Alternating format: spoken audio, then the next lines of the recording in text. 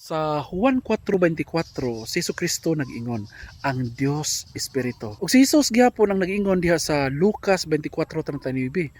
Hikapa ako ninyo kay ang Espiritu walay unod og mga bukog ingon sa nakita ninyo kanako. Busa dili di ay siya Dios. Mahitungod kang Jesucristo sa iyang pagkatao, si Kristo dunay lawas. Sa Galasias 4:4 nag-ingon, pag-abot sa hustong panahon, gipadala sa Dios ang iyang anak.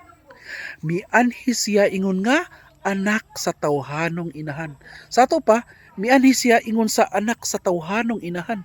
Diha na di siyang daan, sa wa pa siya moanhi, pero ingon lang sa tawhanong inahan. Sa Hebreo 2:14, sanglit ang mga anak nakaambit man sa unod ug dugo sa mga ginikanan, si Hesus nahimong sama kanila. Apan sa wala pa siya magpakatao, diha na siya sa kahimtang nga espiritu. Juan 8:58 nag-ingon, wala pa gani mataw si Abraham, ako diha na, o ako mauna. Sa 1 Korinto 15:45 nag-ingon, ang unang tao nga si Adan gibuhat nga buhi, apan ang katapusang Adan mao ang espiritu nga naghatag og kinabuhi.